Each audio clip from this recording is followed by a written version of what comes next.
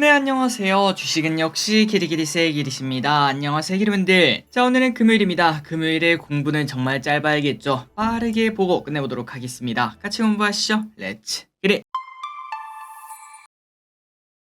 첫 번째입니다. 미국 또 사상 최고치야. 우리도 최근 들어 좋은 모습을 나타내고 있지만 미국은 또다시 사상 최고치 마감했다는 소식입니다. 그리고 어제 미국에서는 신규 상장한 레딧, 우리나라의 DC 인사이드라고 생각하시면 될 것 같은데요. 이 친구가 적자 논란이 있는데도 불구하고 40%나 상승하고 마감이 되었습니다. 그리고 그 외에도 미국 증시에서는 FOMC 훈풍이 조금 더 이어지는 모습이었다고 하며 시장에서는 6월 금리 인하 가능성을 이제는 70%까지 올려서 예상하고 있다고 합니다. 그리고 마이크론의 서프라이즈를 보여줬다는 거 우리가 확인했었죠. 14%나 상승하고 마무리가 되는 모습이 나타났고, 그러다 보니까 반도체가 어디까지 올라갈지 많이 기대가 됩니다. 과연 한 번에 8만전자 넘어 8만 5천원, 9만원 이러한 급등까지 나타날 가능성도 분명히 있기 때문에 기대감 조금, 그 다음에 긴장감 조금 가지고 계속 지켜보도록 하겠습니다. 다음입니다. 애플이 조금 주가가 많이 하락했습니다. 어제 4%나 하락했는데요. 그러다 보니까 어제 미국 증시가 처음에는 같이 쭉쭉 올라가다가 마지막에는 조금 반납하는 모습을 나타낸 게 바로 애플 때문이었다고 합니다. 투자 심리를 악화시켰다는 거겠죠. 그렇다면 애플이 4%나 하락한 이유가 뭔가 봤더니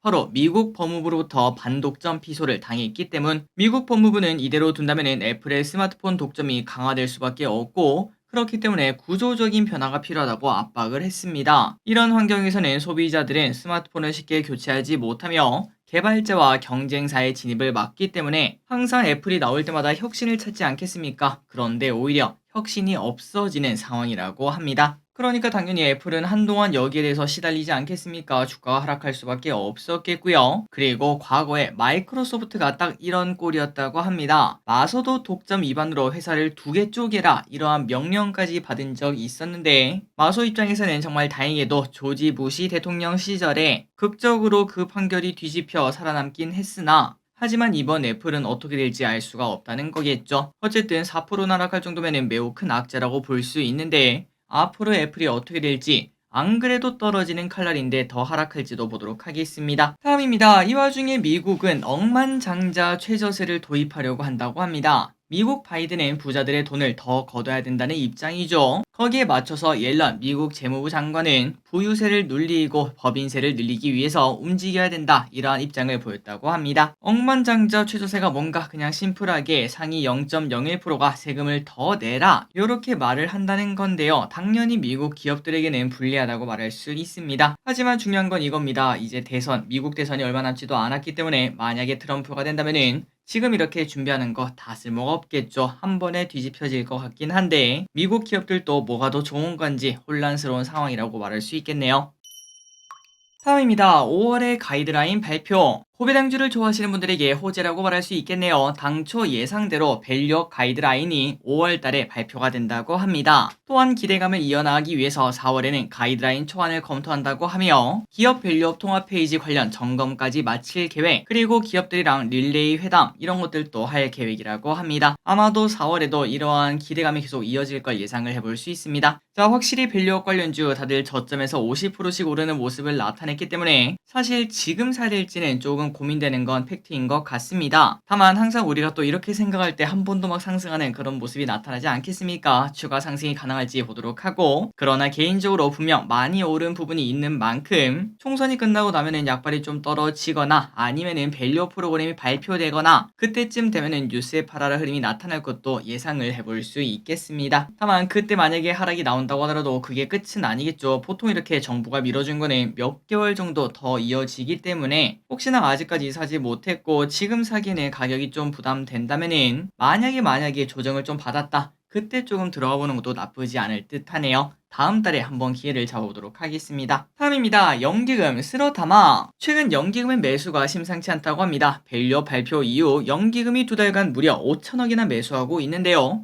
그렇다면 도대체 뭘 사고 있는지 매우 중요할 듯 합니다. 그래서 매수 상위를 보면은 LG화학, 포스코프챔, 현대차, 신한지주, 하나금융지주, 삼성SDI, 삼성생명 이러한 순서대로 크게 매수하고 있는데 확실히 저 PBR 기대감일까요? 현대차, 삼성생명 등 저 PBR 수혜주를 싹 쓸어 담는 걸 볼 수 있었습니다. 그리고 중요한 거는 그 외 주식이라고 말할 수 있겠는데 LG화학, 포스코프챔, 삼성 SDI 요 세 가지의 공통점은 바로 2차전지라는 거겠죠. 분명 우리가 계속 공부하고 있습니다. 올 상반기에는 2차전지 바닥설이 계속 솔솔 올라오고 있는데 연기금은 미리 선점하고 있는 것이 아닌지 우리가 고민할 필요가 있겠네요. 다음입니다. 배당은 없지만 에코프로와 에코프로 BM도 언젠가는 배당을 줄 수 있는 기업이라고 말할 수 있겠죠. 다만 일단 올해까지는 상황이 좋지 않아 배당이 없을 것으로 보이긴 하지만 중간 배당을 곧 실시할 수 있을 것으로 보인다고 합니다. 다음 주에 열리는 주주총회에서 중간 배당 조항을 넣는다고 하며 아마도 최근 주가 하락이 좀 이어지다 보니까 주가 방어를 위한 그런 포석도 있을 것으로 보인다고 하고요. 그리고 또한 에코프로 BM은 코스피 이전 상장을 착착 진행하고 있죠. 코스피 이전 상장을 했기 때문에 이 또한 배당을 고려하는 이유가 된다고 합니다. 어쨌든 최근 들어 에코프로와 에코프로 BM 이평선 위로 이제 올라오는 모습을 나타냈습니다. 분명 의미가 있고요.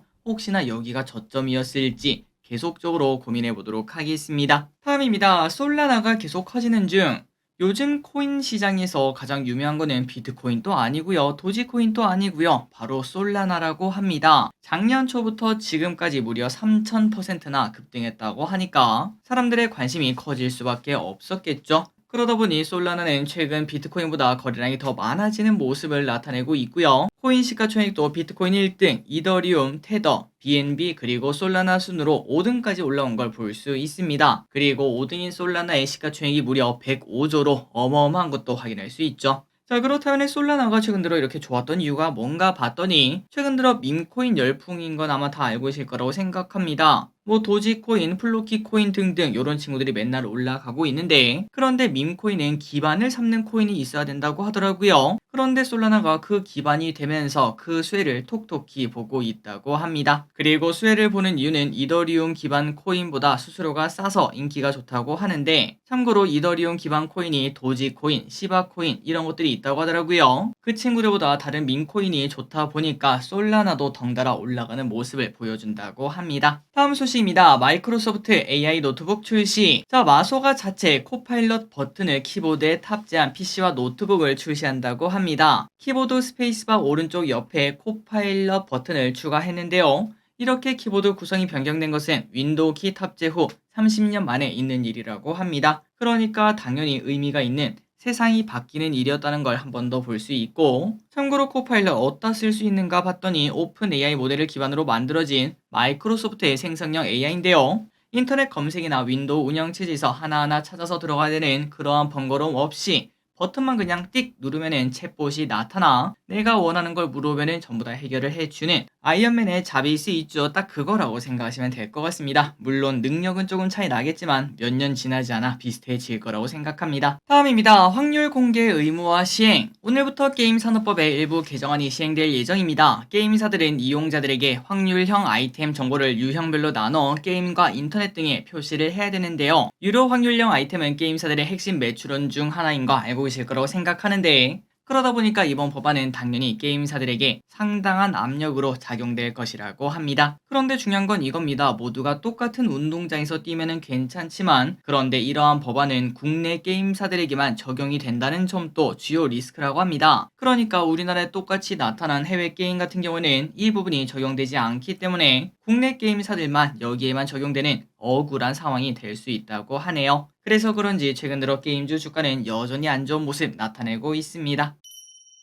다음입니다. AI가 생성한 콘텐츠입니다. 자, 생성형 AI가 발전하며 AI가 만든 영상, 그림 등을 많이 접하게 되는데요. 지난번에는 연예인으로 가짜 영상을 감쪽같이 만들어 사람들을 리딩방으로 꼬시는 그러한 사기를 친 소식을 전해드리기도 했었죠. 그렇게 딥페이크를 악의적으로 활용하는 사례가 있어 부작용에 대한 우려가 큰 상황이라고 합니다. 그래서 방통위는 AI 서비스의 신뢰성을 확보하고 이용자들을 보호하기 위해 관련 법률을 제정한다고 합니다. AI를 활용한 콘텐츠를 매출을 게시할 때 AI 생성물 이러한 표시를 하도록 의무화하게 된다고 하네요. 여러분들도 알고 계실 거라고 생각합니다. 요즘 노래를 들으려고 해도 그 가수가 부르지 않은 노래가 AI 버전으로 올라오는 경우도 있죠. 그리고 한번 들어오면 기가 막힙니다. 야, 진짜 앞으로는 가수라는 의미가 필요가 있나? 목소리만 좋으면 되는 거 아닌가? 이런 생각을 할 정도로 AI는 정말 생각보다 많은 것들을 하게 될 것 같은데 그만큼 거기에서 파생되는 피해가 커질 수밖에 없겠죠. AI 생성물이라는 표시, 특히 유튜브에는 진짜 많이 필요할 듯 합니다. 다음입니다. 변압기 계속 간다. 최근 전선과 전력설비 관련 기업들이 AI로 인한 전력 수요 증가 기대감으로 관심을 받고 있습니다. 그리고 우리는 그때 일론 머스크가 딱 얘기를 꺼냈을 때 거토양 터진 그날, 그때부터 계속 우리가 지속적으로 확인을 했죠. 그리고 그 이후로부터 계속 주가는 올라가고 있습니다. 그리고 이거는 그냥 단순 테마주가 아닙니다. 업계는 미국의 노후와 전력 교체 수요로 인해 호황을 맞고 있는 상황이다 보니까 관련 기업들의 주가도 쭉쭉 올라갈 수밖에 없다고 하네요.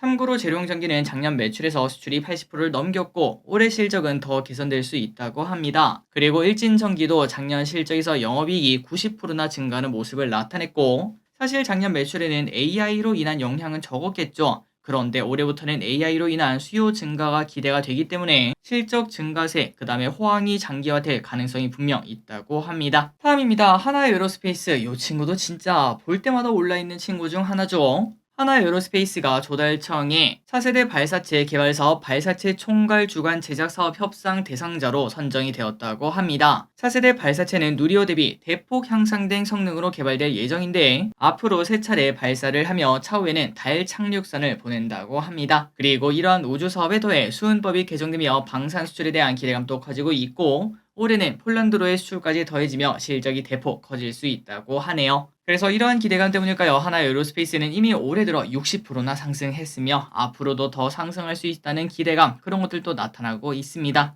그리고 NH투자증권은 영업이익이 전년비 38%나 증가할 것으로 본다고 하네요. 다음입니다. 건설, PF 위기 또 점화. 최근 들어 금융권에서는 또 부동산 PF 위기설이 돌고 있다고 합니다. 1월에 태형건설 워크아웃 이후에 연장된 PF 만기가 4월에 집중이 되어 있고요. 일부는 자금 조달에 실패할 수 있다고 하네요. 그리고 이렇게 위기설이 나오는 것은 통상 3월에서 4월에 유동성 랠리가 종료되고 자금 수급이 좀 타이트해지기 때문이라고 합니다. 한편 이 와중에 너무 걱정할 필요 없다. 금융당국은 관리 가능하다. 이러한 입장을 고수하고 있어서 여러분들도 어차피 예전부터 있던 악재 아니겠습니까? 크게 걱정할 필요는 없다고 하네요. 다만 그렇다고 건설주가 좋은 건 아닙니다. 건설주는 힘이 없는 모습을 계속 이어나가고 있어서 조금 더 회복되려면 시간이 필요하다고 합니다. 다음 소식입니다. ETF 트렌드는 바이오. 최근 바이오가 강세를 보이고 있죠. 미국이 중국 바이오 기업에 대한 규제를 마련한 것으로 인해 반사수혜 기대감 나오고 있고요. 그리고 알테오젠이 한번 크게 쏘아 올렸었습니다. 머크와 대규모 기술 이전을 하며 바이오에 대한 기대감이 높아진 와중에 금리나 기대감까지 더해지다 보니까 바이오에 대한 관심이 커지고 있다고 합니다. 그러다 보니까 최근 ETF에서는 바이오를 담은 ETF의 수익률이 가장 좋다고 합니다. 최근 한 달 동안 타이거 코스닥 150 바이오테크는 25%나 상승했고 타임폴리오 K 바이오 액티브는 17%나 상승하는 모습을 나타냈다고 합니다.